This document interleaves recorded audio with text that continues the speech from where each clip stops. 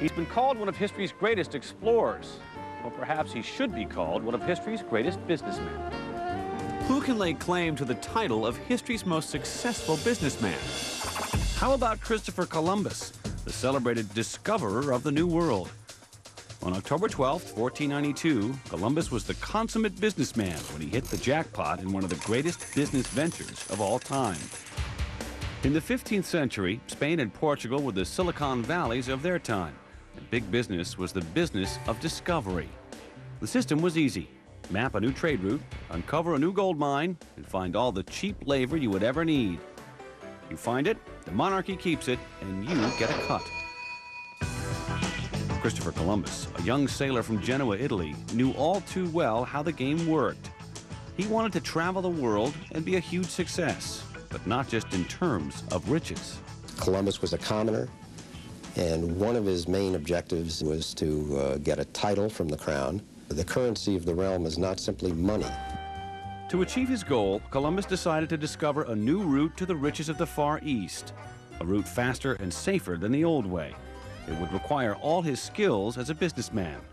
Columbus learned the ropes at a young age.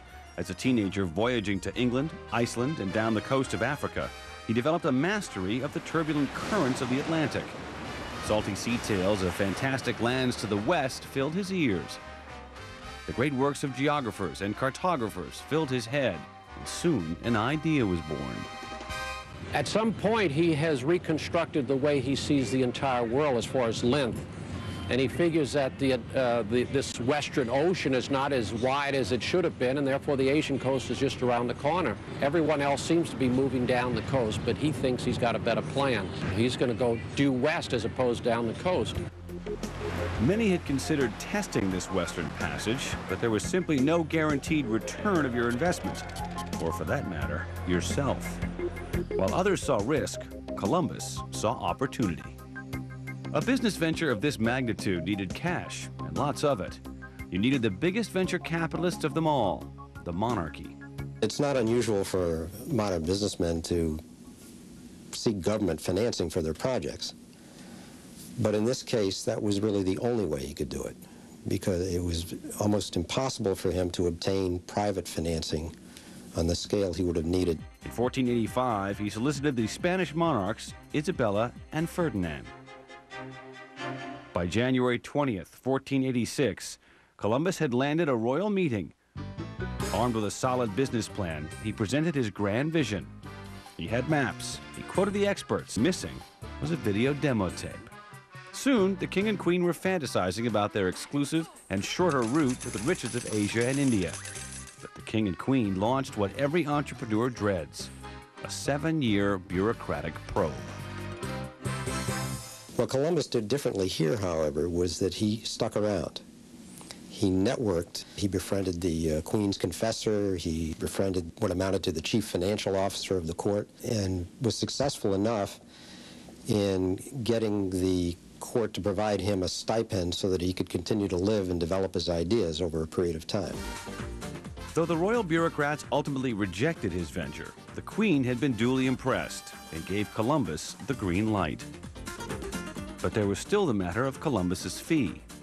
He recognizes what the accomplishment is and what it can do for Spain. You'll have access to gold, you'll have access to a shorter route, and we will be in business like nobody's business. However, in return for these activities, I want the following. And this is rather bold, but I think he must know, and I have a feeling he knows where he's going on this thing, but 10% of whatever resources come out of the area is going to him. Columbus did not stop there. He, of course, wanted noble status, so he also requested titles of admiral of the whole Atlantic and viceroy of all future lands that would come under Spain's control. He received everything he asked for.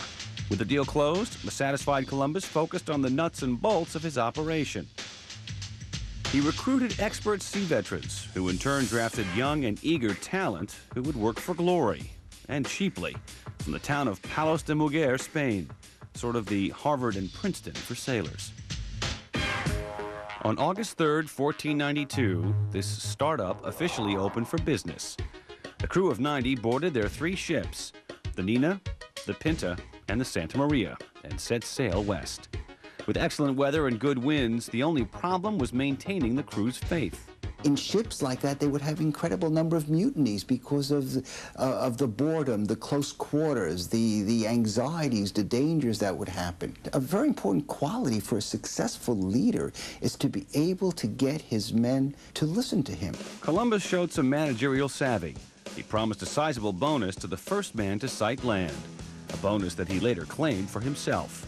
He also kept 2 logbooks, one with the real distance traveled and the other with reduced distances to fool the crew. 33 days into the journey, on October 12, 1492, land was finally sighted. But what he found, however, was something quite different from what he expected.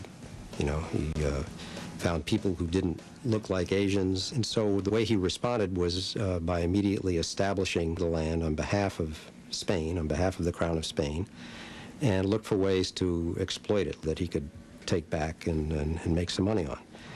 He had promised that he would hit the mother lode and riches beyond compare. When this didn't come about quickly, then he resorted to other tangible objects.